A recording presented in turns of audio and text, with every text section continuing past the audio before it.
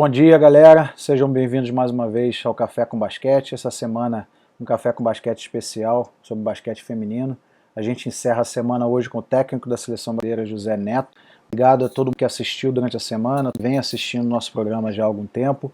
É sempre um prazer falar com técnicos, falar de basquete e tentar tocar uma sementinha, né, para a gente melhorar o basquete, principalmente agora o basquete feminino.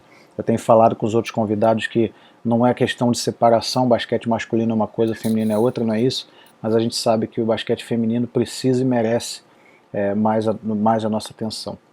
Eu vou chamar o Neto aqui para conversar com vocês, mas antes disso vou pedir para vocês darem um like na página, compartilharem a página da TBB, e se você ainda não é membro, por favor, entre no nosso site www.bb.com.br, lá tem as informações para você se tornar membro da TBB. Bom dia, Neto, tudo bem? Bom dia, Léo, bom dia a todos que estão aí na live da TBB, um prazer poder estar falando com vocês.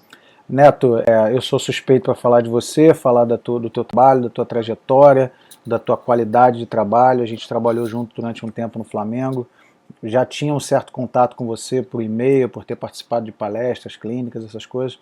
Mas me fala um pouco dessa trajetória, porque eu lembro de um José Neto muito jovem na comissão técnica da Seleção Brasileira, muita gente não te conhecia, e aí as pessoas que não conhecem às vezes criticam, falam algumas coisas, pô, quem é esse cara e tal, e você vem mostrando ano a ano a qualidade do teu trabalho desde aquela época de Paulistano. Conta um pouquinho dessa trajetória Paulistano, Seleção Brasileira Adulta, Seleções Brasileiras de Base, até chegar no Flamengo em 2012. Vamos tentar resumir essa parte. Vamos lá, bem rapidamente. Eu cheguei no Paulistano, foi meu primeiro clube, em 92, quando eu estava no último ano da faculdade. Fui lá para trabalhar como auxiliar, né, como estagiário da escola de esportes, do basquete. E ali no Paulistano fiquei até 2007, quando fui para a Ubra, como técnico no Campeonato Paulista. Depois a Ubra continuou, mas aí jogando o Campeonato Nacional, que era o campeonato da CBB, por Rio Claro. A gente jogou essa temporada em Rio Claro, do Campeonato Brasileiro. Aí depois eu já estava na Seleção Brasileira, né? Em 2004, enquanto eu estava no Paulistano, até pelo trabalho que a gente fez de uma maneira surpreendente lá, o Lula precisava de um assistente na seleção, e ele me convidou para ser assistente dele, junto com o Flávio Guerrinha. E aí depois, em 2008, quando eu saí da Ubra, 2008, 2009, eu fui para o Palmeiras, fiquei uma temporada no Palmeiras do Paulista. Do Palmeiras eu voltei e fiquei só com a seleção de base, porque eu já estava dirigindo as categorias de base. A gente jogou em 2011 um campeonato mundial na Letônia, em 2007 a gente tinha jogado um campeonato mundial na Sérvia, 2011 na Letônia, com o Sub-19, e aí depois em 2011 já fui para o Joinville, onde foi meu primeiro NBB, se não me engano acho que era o NBB 4, aí depois fui para o Flamengo em 2012, fiquei uma temporada no Joinville, me projetou para o Flamengo, no Flamengo fiquei por 6 anos. Que legal. E aí fiquei lá até há pouco tempo, de onde eu saí, fui para o Japão. Do Japão voltei e agora estou com a Seleção Brasileira Feminina. Era onde eu queria chegar, porque é a Seleção Brasileira Feminina, mas já que você citou esse período aí de 2012 a 2016, eu quero brindar com você. Tá na hora da gente brindar o café, não? Opa, vamos lá. Aí, ó. Cadê? Essa aqui? Beleza, muito bom. Não vou falar, na verdade... Não pode brindar e não beber, né? Tem que brindar Então vamos beber com o que tem aqui, tá. Realmente. Homenagem agora sim. ao rubro-negro. Muito bom. Neto, eu sou do Rio de Janeiro, eu sei do impacto que o teu trabalho trouxe para o Flamengo. Eu era técnico do Flamengo na época que você chegou lá. Eu fui técnico do Flamengo de 2011 a 2015, aí depois eu fui para a Índia. E aí eu lembro da qualidade de organização, qualidade de planejamento, qualidade de execução dos treinos que você e o Diego Falcão trouxeram. Sem querer diminuir a importância dos assistentes e tal, mas você primeiro chegou com o Diego, o João Batista foi seu assistente acho que na primeira temporada, depois você trouxe o Rodrigo Carlos, que agora está lá em Joinville, né? Isso, o Rodrigo agora é o técnico lá de Joinville. Isso, e nesse meio você teve outros preparadores físicos, Rafael Bernardelli trabalhou com você lá, hoje está na Seleção Brasileira junto com você também. Fala um pouquinho de qualidade de comissão técnica, planejamento, como você aprendeu a trabalhar dessa forma e como que a experiência do Flamengo fez você melhorar a cada temporada? Bom, isso, assim, é lógico que minha primeira experiência, assim, no alto nível, realmente foi com a seleção brasileira, né? Quando eu fui assistente do Lula em 2004, que foi minha primeira seleção, ali já tinha iniciado um trabalho multidisciplinar, né? E ali a gente começou quando eu pude sair nessa primeira competição, que a gente foi um sul-americano e depois a gente foi para uma excursão na Europa, porque as equipes estavam se preparando para a Olimpíada de Atenas. O Brasil não participou, mas foi convidado para participar ali. A gente foi campeão da Copa América em 2005 e isso também deu uma visibilidade para a seleção brasileira, que já tinha essa visibilidade com jogadores que estavam jogando, muitos jogadores jogando NBA. Então a gente teve essa possibilidade ali de fazer esse intercâmbio e eu era responsável nessa comissão por estudar o adversário, por fazer o scout do adversário e eu começava a observar muito o adversário, né? E uma das coisas que eu queria ver era pegar essas principais equipes que estavam sendo já um expoente aí no cenário internacional e ver o que eles faziam, não só dentro da quadra, né, como as jogadas, que era a minha função de estudar, mas como era a estrutura. Então a gente via muito assim as estruturas de outras seleções, principalmente quando a gente foi para o Mundial em 2006, eu fui para o Mundial no Japão, foi minha primeira competição nível mundial, foi no Japão em 2006 como assistente, e aí deu para a gente ver a estrutura que eram as grandes equipes, né? E ali a gente via que o trabalho multidisciplinar, o trabalho já integrado, né, de todos, era super importante. A gente já colocou isso no Paulistano de Otávio, de uma forma mais ativa mesmo, né? Não só falar que tinha alguém mais vivendo isso. Até o preparador físico era o Clóvis Franciscon, a gente levou pro Paulistano para ele poder também fazer uma assessoria lá. E aí a gente começou a trabalhar dessa forma. Em 2007, quando eu fui para a Ubra, eu conheci o Diego. O Diego já era o preparador físico lá, o Diego Falcão. Já era o preparador físico dessa equipe. E a gente começou a trabalhar ali, em 2007, na Ubra.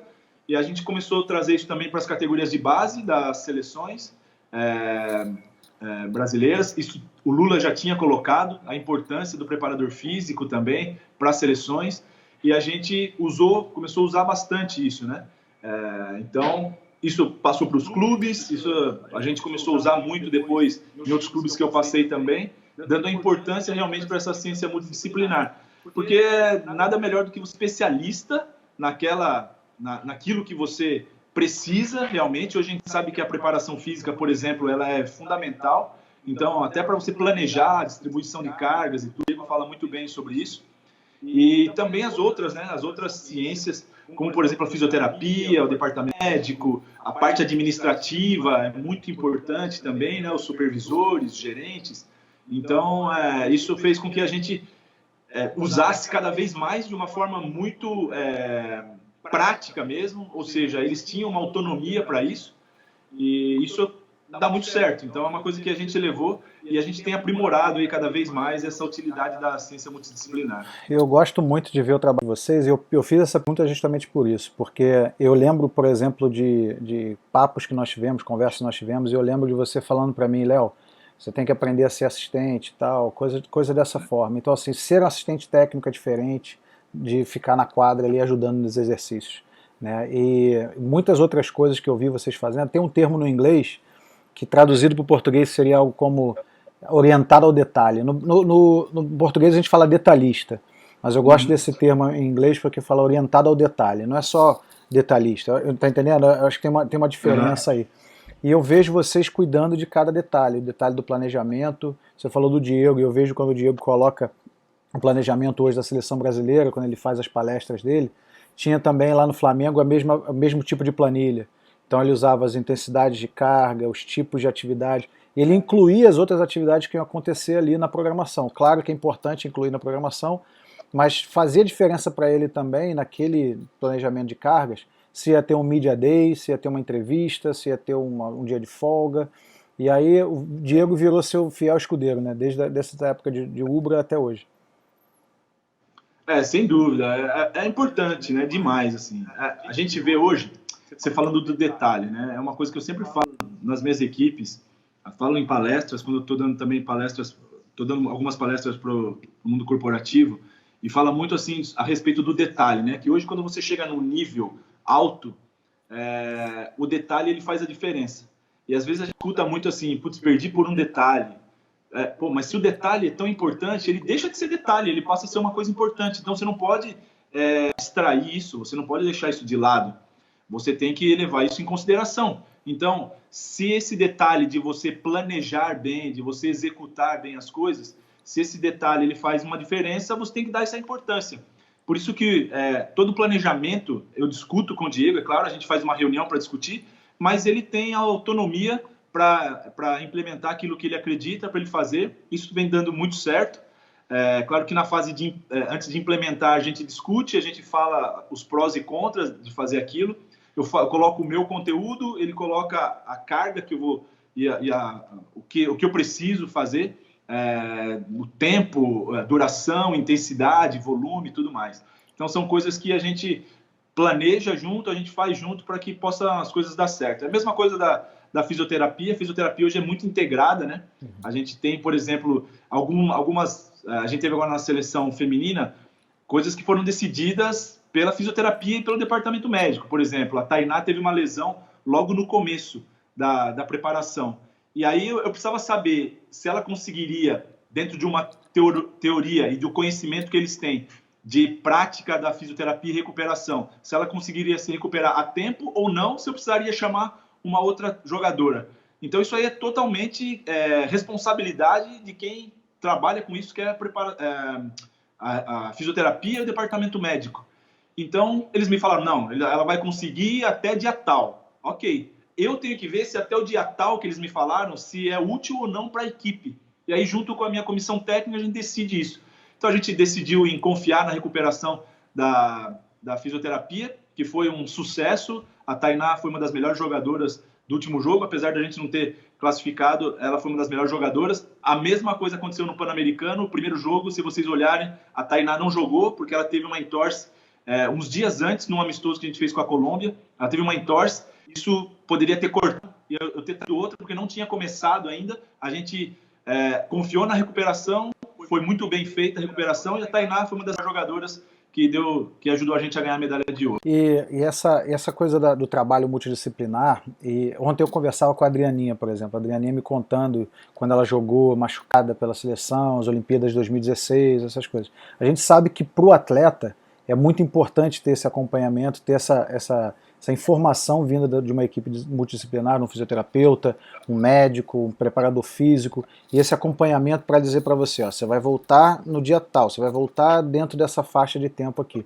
Ontem no Vivo Basquetebol, o Felipe Tadiello foi o palestrante e falou muito sobre isso, falou um pouco sobre a maneira como o homem, geralmente, o jogador homem tinha mais o hábito de se cuidar do que a jogadora. Né? E aí, por exemplo, eu posso dar um depoimento pessoal aqui. Quando eu cheguei lá na Seleção Brasileira para assistir, né, lá no Rio de Janeiro para assistir o treino da seleção, uma das coisas que o Diego faz muito é o trabalho de prevenção, o trabalho físico, o trabalho de preparação para que isso não aconteça. E aí eu acho muito bonito tudo isso que vocês fazem e aprendo muito observando, tenho certeza que o basquete tem muito a aprender. Você citou o Pan-Americano, né, do ano passado, falou, foi meio, para quem acompanha o basquete, eu estava na Índia na época, foi meio de repente pra gente, ó, o Neto agora é técnico da seleção feminina. Eu falei, que bom, mas o que houve? Ficou assim, meio no ar para muita gente. Você chegou, trabalhou, o Brasil venceu o Pan-Americano e se a gente correr a fita, né, para agora, não houve a classificação para Tóquio, mas você falou uma coisa outro dia numa palestra que eu concordo. Ficou para a comunidade do basquete, para quem acompanha, entende de basquete, o trabalho foi enaltecido muito mais do que o resultado. E aí a gente vê um horizonte diferente para a seleção feminina. Como é esse horizonte diferente para a seleção feminina? Não é só a seleção feminina na quadra jogando competições internacionais. Tem todo um trabalho de bastidores da CBB, de vocês. O que está sendo preparado, lógico, dentro daquilo que você pode compartilhar com a gente, mas o que está sendo preparado para que o basquete feminino realmente decole, saia do chão? Bom, primeiro assim, a gente está num constante aprendizado, né? Basquete feminino ainda mais. A gente tem aprendido muito. Eu tenho estudado bastante como é o cenário internacional aí do basquete feminino, então tenho visto muito mais agora, com outro olhar agora mais específico para o basquete feminino, e a gente vê que a gente tem muita coisa para evoluir. Mas a gente tem uma coisa que tem muitos países que não tem, que é o DNA do basquete feminino, né? Que é a genética do basquete feminino. A gente tem uma história do basquete feminino. A gente tem 4 países do mundo que foram campeões mundiais, né? Um já não existe mais, que é a União Soviética, né? Hoje é a Rússia, União Soviética. E o Brasil é um desses países. Então a gente tem essa genética, a gente não pode desprezar isso. Então a gente tem que colocar um foco para que a gente consiga resgatar toda essa história, usar, né, isso aí a nosso favor, mas lógico que a gente não vive aí do passado, então a gente tem que fazer uma nova história, usar isso como uma referência, porque o que acontece na verdade são as referências, a gente ter isso como uma referência e trilhar um novo caminho para que o Brasil consiga novamente estar nas principais competições, que já não consegue estar há algum tempo. Você fala assim, o Brasil jogou de 92 até agora, o Brasil sempre jogou Olimpíada e nunca ficou fora depois de 92, e agora ficou fora.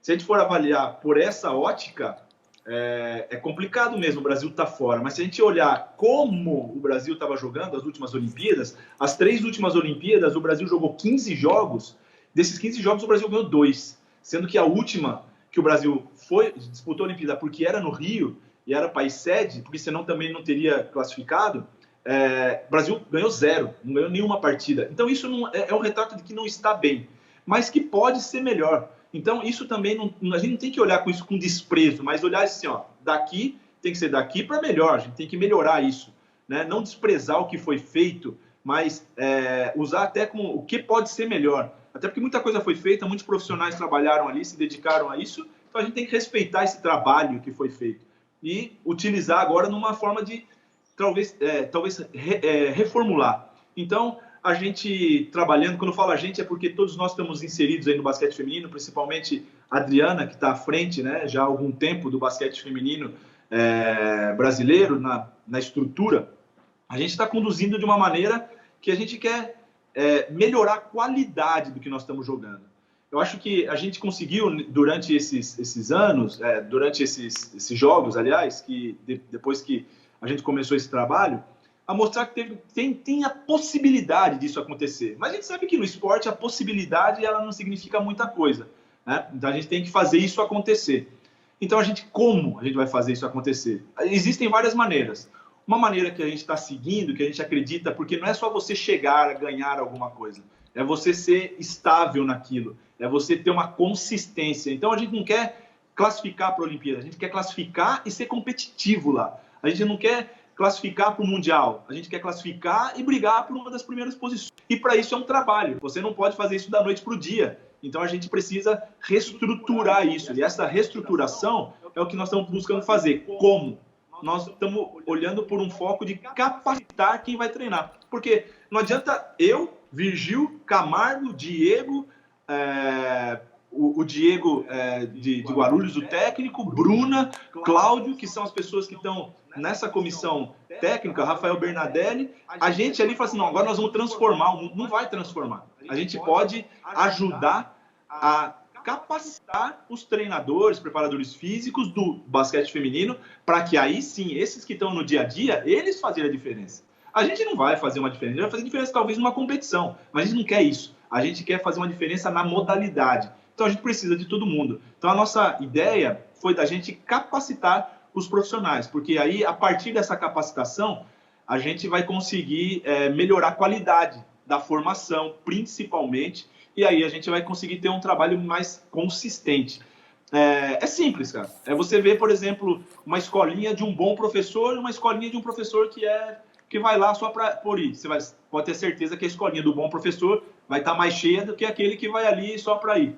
É ou não é? Então, a gente acredita que a capacitação, um bom profissional, ele vai ser capaz também de trazer mais jogadores. Então, essa massificação a gente também faz, é claro, tem vários vetores aí, mas essa capacitação a gente vai fazer também através essa massificação através da capacitação do profissional. Que eu acho que é a base de tudo, né, Neto? Porque a gente fala, por exemplo, sobre aumentar o número de praticantes, melhorar a performance e tal. São alguns dos parâmetros, né, que grandes corporações, eu não digo corporações, mas assim, grandes empresas que trabalham com o esporte, com o desenvolvimento do esporte ao redor do mundo. Porque no Brasil, por exemplo, a gente tem muito o esporte na escola, que deveria melhorar, o esporte desenvolvido nos clubes, centros esportivos, e no mundo se fala muito do esporte em termos de negócio, e também não só o negócio financeiro para ganhar dinheiro, mas também visando o aumento de performance. E aí quando se fala do aumento de performance, se fala de aumentar a base, né, aumentar o número de pessoas que praticam, e aí sim melhorar o nível. Só que aí, quem olha esses números crus, ou quem olha esses dados de forma crua, não entende que a melhora da performance também depende da melhora do profissional que está liderando. E aí, por isso que a gente tem um desafio com a TBB, um desafio com a CBB de melhorar o nível técnico dos profissionais. E aí, a ênfase no feminino acho que se faz importante, porque muita gente que trabalha com feminino trabalha em escola. A gente não tem o mesmo número de clubes no feminino como a gente tem no masculino. Então, assim, essa parceria TBB, CBB, escolas, para melhorar o número de técnicos, que é o que a gente começou a conversar no fim de semana passado, eu acho que é muito importante para que a gente possa fazer o... Na verdade, o que a gente está fazendo, essa capacitação, a gente apresentou esse projeto para a FIBA. A FIBA tem um projeto que ela chama Adelante, que é um projeto onde ela visa melhorar a qualidade do basquete feminino nos países. E a gente apresentou esse projeto para a FIBA. A FIBA está ajudando em desenvolver esse projeto. São várias reuniões. Quem está à frente desse projeto é a Adriana. Então, participa representando o Brasil e o projeto, né? Junto à FIBA. Então, estão tendo várias reuniões para a gente poder implementar isso. Então, a gente ainda não implementou porque a gente está numa fase de construção desse projeto junto à FIBA, porque é um projeto que tem um aval aí da FIBA junto com a CBB. E com certeza aí, logo depois que parar tudo isso, que a gente puder voltar a atividade, a gente vai estar implementando. Aí a gente nem usou a palavra treinador, né? A gente usou a palavra formador, porque a gente acha que é um sentido mais amplo. Até porque se a gente vai em algumas regiões do Brasil, como esse é um projeto que abrange o Brasil todo, tem algumas regiões que não tem muitas equipes, né? E não tem, às vezes, nem equipe, mas com certeza tem uma escola lá. Então, a gente vai capacitar os formadores, ou seja, quem trabalha na escola, para ele ter a possibilidade e a capacidade de trabalhar com basquete ali, né? Especificamente com basquete feminino. Como a gente ainda não tem uma escola de treinadores, espero que isso aconteça a caminho de acontecer, que isso a gente possa então não ficar parado esperando as coisas acontecerem. Aí, usar um pouco da nossa experiência, da metodologia que a gente está usando também com as seleções. Isso eu estou falando não é só com a seleção adulta, então estão envolvidos também todos os técnicos de categoria de base. A gente tem ideia de criar outras coisas, como um conselho consultivo, um departamento de basquete. Essa é uma coisa que está ainda muito sendo discutida internamente com a confederação. Eles estão vendo isso com muitos bons olhos. Assim, essa gestão ela permite que a gente faça muitas coisas. Até porque foi o objetivo de eu ter entrado, quando eu entrei para o feminino, eu falei, eu não quero ser o técnico da seleção. Não é isso que eu quero. Eu quero ajudar o basquete feminino. E é claro que como eu vou ajudar é através da seleção. Agora, a possibilidade de, através da seleção, a gente colocar uma maneira de trabalhar, uma metodologia e disseminar isso pelo Brasil, né, através desse projeto. Então, o que a gente fala é que eu, como técnico da seleção, eu não sou mais que os outros técnicos. Pelo contrário, né, eu entrei agora, há pouco tempo. Tem muitos técnicos aí. Eu escutei, por exemplo, a entrevista do Borracha, né? Ele citou vários técnicos que ficaram há muitos anos aí à frente do basquete feminino, e eu respeito, tanto é que eu conversei com todos eles antes de assumir. Eu acho que essa história, como eu falei, eu não posso falar uma coisa e não fazer. Falar, não, respeito a história, eu não falo com ninguém, eu faço todas as coisas do meu jeito. Não foi isso que aconteceu. Antes de eu aceitar, eu fui lá e conversei com vários treinadores, Maria Helena, Miguel, Barbosa, com muitos técnicos. Eu conversei para poder saber, né, essa história, essa cultura aí do basquete feminino. Então, o que a gente quer é, não eu como treinador da seleção brasileira, ser mais do que eles, porque eu não sou, mas eu tenho uma responsabilidade maior. E a partir do momento que eu assumo uma responsabilidade maior, eu vou querer fazer o melhor para que essa responsabilidade ela realmente atinja algumas expectativas, como, por exemplo, do mundo do basquete feminino, né, brasileiro, desse meio do basquete feminino brasileiro, da ação, do Olímpico, que pretende que o basquete brasileiro feminino volte a ser melhor. Então, um pouco dessa ideia que a gente está usando aí para fazer esse projeto. E Neto, muita gente vibrando aqui com as suas palavras sobre a capacitação. O Agostinho, lá do Rio de Janeiro, fez um comentário sobre a capacitação, que é o único caminho. O Dante falando a capacitação que vai mudar a nossa realidade. Dante De Rose Júnior, professor que todo mundo que acompanha basquete, estuda basquete, conhece. Realmente capacitar é a melhor forma de ter um basquete vencedor, que fala é o pessoal lá da ABL, Basquetebol Leopoldina. Muitos comentários aqui, até convido você depois a ler os comentários lá no Facebook quando a gente terminar. A gente está se encaminhando para o final, Neto, mas eu quero enaltecer esse momento do basquete em que muita gente está se juntando para estudar. Lembra que tem um congresso da CBB, né, acontecendo no fim do mês, te dar um espaço para falar sobre isso e convidar o pessoal para se inscrever também. Nós vamos postar, eu não sei se tem um link de inscrição, eu não lembro agora, mas nós vamos postar o link, postar o pôster aqui na página da TBB essa semana, nesse final de semana, e convidar todo mundo para se inscrever. Fala um pouquinho desse congresso, como é que... No site no site da CBB tem todos os detalhes, ali você também pode acessar através do site da CBB e você fazer a inscrição. Inclusive, vai ter uma palestra da Adriana, que é a responsável por esse projeto, de esse projeto.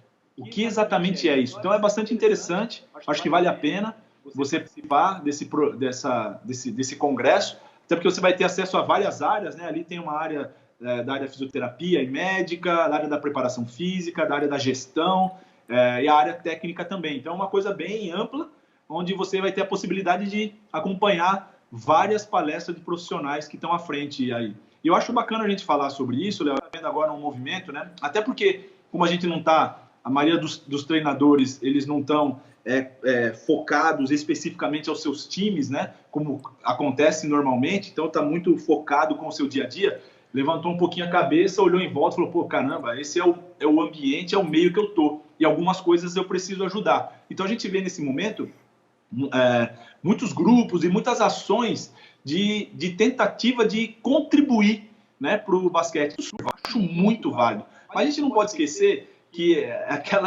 o Dante usa até isso, é bacana isso aí, essa analogia, né? Nós estamos no mesmo barco, beleza, nós estamos juntos, ok, vamos remar, vamos. Só que tem que ter uma condução, porque se cada um entrar no barco, quando tiver com a maior vontade de remar, vamos lá, e a gente saber onde a gente quer chegar, só que cada um remar de um jeito, o barco não vai sair do lugar, pode ir para o sentido contrário, pode entrar um monte de água no barco, morrer todo mundo afogado. E não é isso. Então tem que ter um direcionamento, tem que ter uma condução. Hoje a gente respeita uma hierarquia. A hierarquia hoje do basquete brasileiro qual é o órgão que é o órgão máximo do brasileiro no nosso país? É a confederação. Se a gente pensar que a FIBA é o órgão máximo, um braço FIBA é a confederação. Então, e é legal porque essa gestão está permitindo muitas coisas. Ela talvez não tenha tanto recurso para fazer as coisas, por isso a gente trava, mas ela está permitindo ser feito. Então, quando a gente lança uma ideia, eles, ok, é capaz de fazer? Vamos tentar fazer? Vamos tentar fazer. É a mesma coisa que aconteceu do projeto com basquete feminino, é o do congresso, que também teve essa ideia de a gente dar uma linha, porque às vezes a gente falava o seguinte, pô, tá todo mundo querendo fazer, só que a gente não faz nada. Aí eles fizeram isso, pegaram os profissionais para que pudessem participar, bons profissionais, então acho que vale a pena demais. A gente, pelo menos, tem para onde nós vamos, né? E aí a gente, claro, todo mundo, dentro dessa condução, a gente e aí a gente pode chegar num lugar que eu acredito que o basquete brasileiro pode chegar, que é voltar no lugar mais alto aí, no cenário internacional. Neto, quero te agradecer pelo teu tempo, quero mais uma vez falar com quem está assistindo. Galera, não é todo dia que a gente conversa com o técnico da Seleção Brasileira Feminina, campeão mundial pelo Flamengo, campeão da Liga das Américas. Às vezes, Neto, eu conheço você, gosto tanto de você que às vezes é difícil, às vezes eu esqueço do tanto que você conquistou, quanto que você melhorou, ajudou a melhorar o nível do nosso basquete no Rio de Janeiro, no Brasil. Obrigado pela tua presença, obrigado pelo trabalho maravilhoso que você faz na seleção brasileira, por essa paixão que você tem. Eu sei que muitas vezes até se torna uma coisa emotiva para você, porque você coloca muito... E aí o pessoal gosta de falar assim, não mistura emoção. Às vezes a gente precisa da emoção para empurrar a gente, né, Neto? E eu admiro muito o teu trabalho, admiro muito o teu caráter. É uma coisa que eu quero deixar bem claro ao vivo aqui para todo mundo. Conheço o José Neto desde a época que ele trabalhava no Flamengo, conheço mais perto, e admiro muito o seu caráter e a sua conduta. Parabéns por isso, obrigado por isso. Obrigado, Léo. Eu estou vendo aqui, tem várias pessoas aí que acessaram aí o vídeo e mandar um abraço aí para todos. E é isso, cara. A gente está querendo sempre fazer o melhor, a gente está se esforçando para isso, juntando forças, né, para que a gente consiga realmente transformar aí o basquete brasileiro. Agora a gente tendo uma visão um pouco mais para o basquete feminino, mas acredito que esse trabalho de formação ele pode ajudar todo mundo. Te agradeço a TBB, agradeço a todos que participaram, um grande abraço, estamos à disposição. Beleza, Neto, brigadão. Galera, continue acompanhando o nosso programa aqui, o Café com Basquete. Eu peço a vocês para se inscreverem, para acessarem as redes sociais, ativarem notificações para vocês receberem as nossas notícias e as nossas publicações. Entrem também no site da TBB para saber como se associar, como se tornar um membro da nossa associação de técnicos. Nós temos diferentes categorias, desde quem trabalha com projetos sociais, escolas, até os técnicos de NBB. Fiquem com Deus.